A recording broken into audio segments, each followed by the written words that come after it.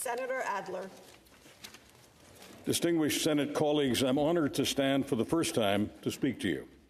Because I'm 70 and the mandatory retirement rule could not be more clear, I will be in this Senate chamber for a maximum of 4 more years and 9 months. By the standards of this institution, not much time to achieve one's goals, and therefore it would be unrealistic for me to offer you a long list. Key among the ones I have are the advancement and protection of democracy and human rights in Canada and around the world. Truth is, I didn't pick those goals. They picked me. The story starts 102 years ago in a tiny Hungarian village sandwiched between Ukraine and Romania, where my father, Mike Adler, was born to 2 Orthodox Jewish parents who owned the village general store. They sold food, clothing, a lot of soda water. The Adler family's relationship with its customers could not have been better. There was a barter system in those early days of the 20th century. Farmers brought their crops to the store, and it was the job of my dad and his brothers to take the crops to a town where they could sell them for hard currency. Not an easy life. Roads to the town in a flood zone. At times, the dirt roads got muddy. So muddy, there were many days when only an ox could pull the Adler wagon. But what sometimes would take hours, when those roads got muddy, took several days to get the goods to market. While that life was burdensome, it was a beautiful life indeed, considering the black glove of brutality that was lurking just around the corner.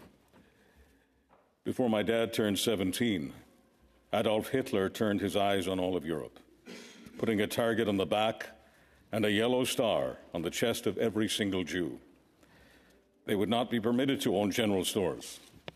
Their businesses were to be looted, synagogues destroyed, lives extinguished. My father's parents, brothers, sisters, nephews, cousins, nieces had their lives ended in the ovens of Auschwitz. I need to give you some cold, hard facts about the Hungarian Holocaust. More than 840,000 Jews were living in Hungary before the Holocaust. Only 1 out of 5 survived. 4 out of 5 were exterminated by the enemies of democracy and human rights. My dad survived the Holocaust because of the generosity of a righteous Gentile, a friend of my father's who would not allow him to show up at the train station for deportation to Auschwitz. He threw my dad in his wagon and headed for the Romanian border, crossed that border, and told one of the farmers that my dad was a good man, a hard-working man who would work in the field all day and sleep in the barn at night. And he did that for 3 months until Russian soldiers marched through Romania on their road to take Europe away from Hitler. They knocked on the door of the barn where Miklos Adler was hiding. My father was arrested by the Russian communists, taken to the Siberian Gulag, where he was kept for 3 years under conditions that I cannot describe. I honestly don't know how he managed to survive. The odds against my father were high, and he beat them. And while his mind was damaged, his heart was intact. My father survived. My mother, Rose, was born 90 years ago in another Hungarian village. She was born to a family of 1, no siblings, and her mom was a young widow. Her husband, my mother's dad, died while baby Roja was still in the womb, and that made my maternal grandmother a single mom without any way to raise her child in the village. She took her baby daughter to the big city of Budapest. Another cold, hard fact of the Holocaust in Hungary is this. Had my mother's father not died in his 20s, had my grandmother remained in that village, she and her husband and her daughter, my mom, would have shared a chimney in Auschwitz. You see, every single Jew in that village was deported and murdered. My family's history is my compass when I support in this Senate chamber an order of reference addressing the intergenerational effects of deportation. I've never been to Auschwitz, but Auschwitz has always been in me. The nightmares that haunt so many sleeps also stalk so many days. The legacy of history apparently does not care whether the eyes are open or shut. Periods of celebration are always followed by periods of solitude in silence. It is the same survivor's guilt that haunted my mom and dad. It is part of a phenomenon known as intergenerational trauma, the same trauma suffered by so many people in this great country who are descendants of the first people, the First Nations of this country. I will never know enough about their stories, but I will always feel their pain. And because empathy is not unavailable to me, I need to apologize now, without qualification, for unnecessary pain caused by my words that I take responsibility for in this hallowed chamber. This has to do with remarks I made during a radio broadcast 25 years ago. They garnered no media attention at the time because, at the time, there was nothing about my remarks that appeared newsworthy or controversial. But some of those words, which were republished at the time of my appointment 3 months ago, simply do not fit with the times we are living in. I would never use those words today, and I won't repeat them here. 3 months ago, when they were exhumed from history, they looked ugly and obscene to my eyes, and without any doubt to the eyes of Indigenous people. It doesn't matter that my motivation was love for my listeners, including some of my most loyal listeners, Indigenous people. It doesn't matter that I was trying to be helpful when I was being critical of some First Nations leadership. I permitted myself to use language that, in the light of this day, is excessive and offensive and hurtful. Those words are on the record. There is nothing I can do to remove them.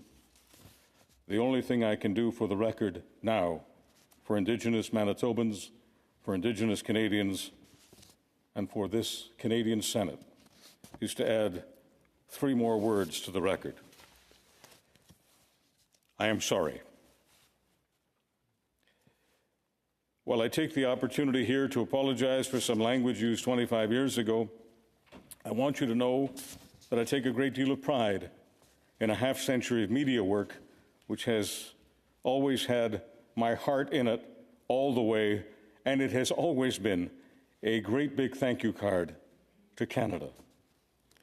My broadcasting career gave me the privilege for several decades to get to know Canadians from coast to coast to coast, to talk to them about the things that matter to them, most especially Manitobans, who I'm so proud to represent. I've hosted many years of national radio and TV shows, reaching a very diverse group of Canadians, and this experience has given me a unique perspective on this country, which is not just theoretical, and a better understanding of the aspirations and concerns of people living in various parts of the country. My work here in the Senate will reflect my love for Canada and for the people who make this country not just grand, not just great, but good. Canada is a good country. Earlier, I shared with you that a righteous Gentile saved my father's life by stopping him from boarding a train bound for Auschwitz. It was another righteous Gentile who spared my 10-year-old mother from boarding a train to the same destination. My mom was living in the Jewish ghetto of Budapest in 1944, when the Nazis had rounded up more than 500,000 Hungarian Jews. She escaped their dragnet with the help of a Swedish diplomat to Hungary. His name, Raoul Wallenberg. He and his team were able to smuggle thousands of Swedish passports into the hands of many of the Jewish people living in the ghetto, and my mother was one of them. I can never thank him enough for saving her life, and I want to publicly thank the Government of Canada for giving the late Raoul Wallenberg honorary citizenship in 1985. I should add that as the war was coming to an end, the Nazis no longer wished to honor those Swedish diplomatic documents, and so they devised a plan to massacre everyone in that Jewish ghetto. Raoul Wallenberg told the Nazi commanders in Budapest that he would ensure that all of them would be tried for war crimes after the war ended. Wallenberg did not just have a diplomatic authority, he had moral authority. And so the 70,000 plus Jews in that Budapest ghetto, including my 10-year-old mom, were spared. When I do a deeper think of my mother and father's survival in World War II, my mind always takes me to the heroism of Canadian forces who sacrificed themselves to save democracy from fascism. Canada was among the very first countries in September of 1939 to declare war on Adolf Hitler. Without Canada and her allies, there is absolutely no chance of my father and mother remaining alive. What the Nazis called the Jewish question would have been answered with 100% finality had the Allies lost. It is the greatest honor of my life to be able to stand in this house of Canadian democracy, to be able to publicly say thank you to the Canadian military and to the children and grandchildren of those who fought so bravely and heroically to end and destroy the regime that was dedicated to murdering every single Jew in Europe and eventually around the planet. Thank you to Canadian forces for the lives of my parents, indeed my own life. Thank you from the bottom of my Canadian heart for your sacrifice, valor, and honor. My Hungarian parents, scarred and traumatized by the Holocaust, were married in 1951, 7 years after the end of the war in Europe. And I was born 3 years after they were wed.